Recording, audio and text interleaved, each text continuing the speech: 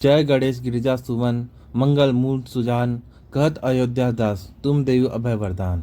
अर्थात इस शिव चालीसा के रचनाकार श्री अयोध्या दास जी चालीसा प्रारंभ करने से पूर्व गणेश जी की वंदना करते हुए लिखते हैं कि जो समस्त मांगलिक कार्यों के ज्ञाता हैं उन गौरी सुत गणेश जी की सदा जय जयकार हो। हे गणेश जी, इस कार्य को निर्विघ्न समाप्त करने का मुझे वरदान दें। जय गिरजापति दीन दयाला सदा करत संतन प्रतिपाला। अर्थात जो दीनहीन पर दया करने वाले हैं और संत जनों की सदैव ही रक्षा करते हैं, ऐसे पार्वती के पति भगवान शंकर की जय हो। भाल चंद्रमा सुहतनी के कानल कुंडल नागफनी के। अर्थात जिनके सुंदर मस्तक पर चंद्रमा विराजमान है तथा जो कानों में नागफनी के कुंडल धारण किए हुए हैं। अंग गौर शीघ्र गंग बहाए मुंड माल तन छार लगाए।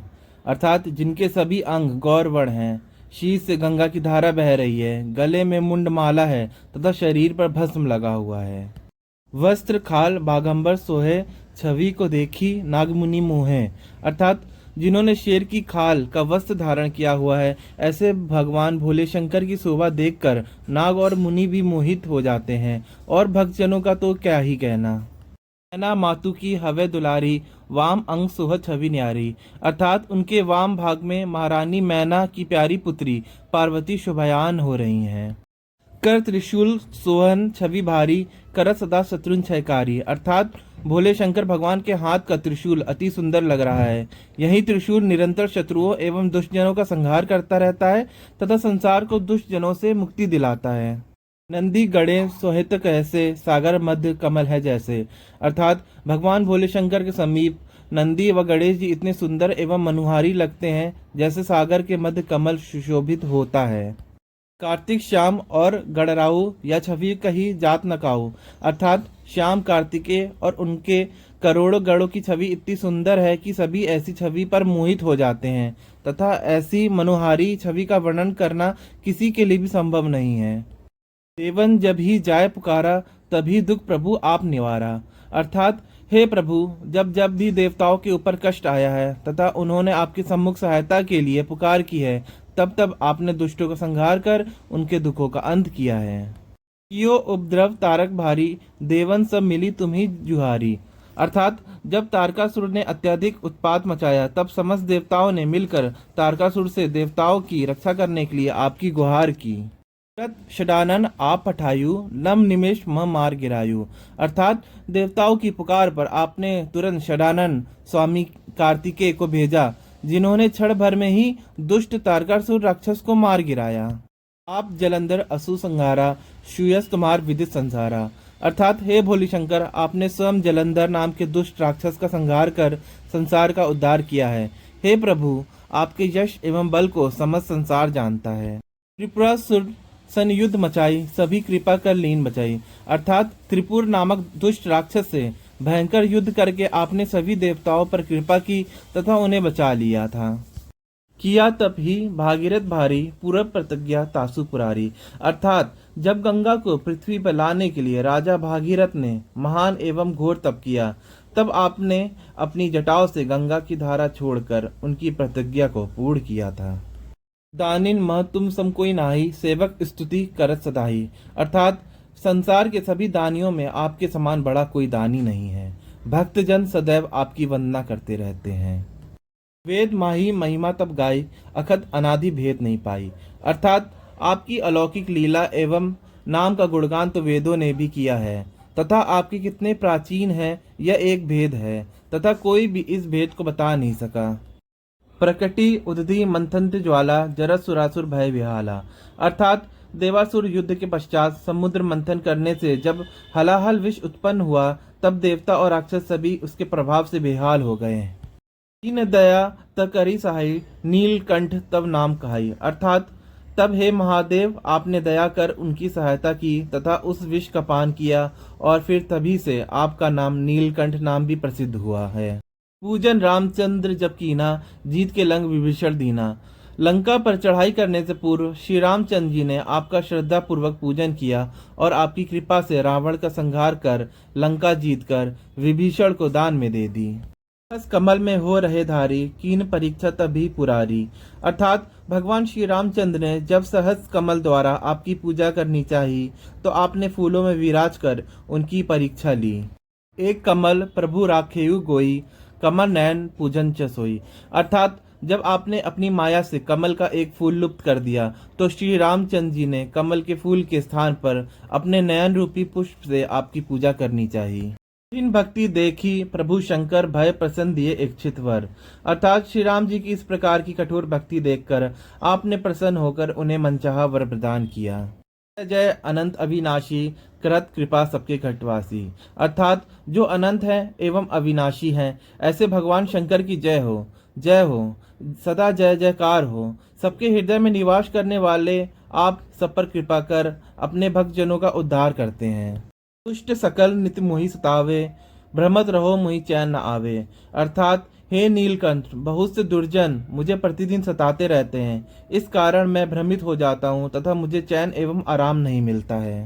राही में नाथ पुकारो, यही अवसर मोहि आन उबारो। अर्थात हे भोलेनाथ, इन सांसारिक विघ्नों से त्रस्त होकर मैं आपको स्मरण करता हूँ। आप इस संकट की घड़ी में मुझे दीन कर कृपा कर मेरा उद्धार कीजिए। त्रिशूल शत्रुन को मारो, संकट ते मुहि आन उबारो। अर्थात हे महादेव, आप अपने त्रिशूल द्वारा मेरे शत्रुओं का नाश कर मुझे इस संकट से बचा लीजिए तथा इस भव सागर से उबार लीजिए। मात पिता भाता सब होई, संकट में पूछत नहीं कोई। अर्थात हे भोले, मेरे माता पिता भाई आदि सभी सगे संबंधी है, परंतु वे केवल सुख में ही साथ देते हैं, कष्ट आने पर कोई पूछता भी नहीं है। स्वामी एक है आस तुम्हारी, आय हरू मम संकट भारी। अर्थात हे जगत के स्वामी, अपने कष्टों के निवारण हेतु केवल आप ही ऐसे हैं जिनसे मुझे आशाएं हैं। आप शीघ्र आकर मुझे इस भारी संकट से उबार कर मेरा उद्धार कीजिए। धन निर्धन को देत सदा ही, जो कोई जाचे सो पल पाही। अर्थात हे नीलकंठ, आप सदा ही गरीबों की सहायता करते हैं, जिसने आपको जैसा जाना उसने वैसा ही फल प्राप्त किया। स्तुति के ही विधि करो तुम्हारी, क्षमु नाथ अब चूक हमारी। अर्थात हे देवों के देव, मुझे तो यह भी नहीं मालूम कि आपकी पूजा अर्चना किस प्रकार करनी चाहिए, अतः हे नाथ, मेरी सभी भूलों की अज्ञानता समझ मुझे क्षमा कर देना। पर हो संकट के नाशन, विघ्न विनाशन मंगल कारण। अर्थात हे भोले शंकर, आप ही संकटों का नाश करने वाले हैं, सभी मंगल कार्यों को कराने वाले तथा विघ्न बाधाओं को विनाश करने वाले आप ही हैं। योगी यति मुनि ध्यान लगावे, नारद सारस शीश नवावे। अर्थात सभी योगी जन, यति व मुनि जन सदैव आपका ध्यान एवं पूजन करते हैं। योगी राज नारद और माता सरस्वती भी आपके समक्ष शीश नवाते हैं। नमो नमो जय नमः शिवाय, सुर ब्रह्मादिक पार न पाए। अर्थात पंचाक्षर मंत्र ओम नमः शिवाय का निरंतर जप करके भी ब्रह्मा आदि समस्त देवतागण भी आपकी अपरंपार लीला को पार ना पा सके। तो यह पाठ करे मन लाई, तापर होते शंभु सहाई।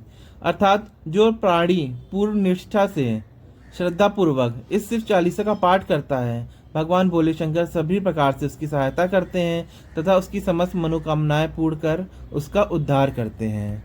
या जो कोई हो अधिकारी, पाठ करे सो पावन हारी। अर्थात यदि कोई ऋणी इस शिव चालीसा का पाठ करता है, तो वह सभी प्रकार के ऋणों से मुक्त हो जाता है।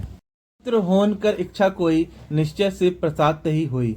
अर्थात यदि पुत्र प्राप्त करने की कामना से कोई पुत्रहीन मानव इसका पाठ करेगा, तो भगवान शिव के प्रसाद रूप में उसे निश्चय ही पुत्र रत्न की प्राप्ति होगी। पंडित त्रयोदशी को लावे, ध्यान पूर्वक होम करावे। अर्थात हर महीने की त्रयोदशी को पंडित को घर पर बुलाकर श्रद्धा पूर्वक पूजन व होम करना चाहिए।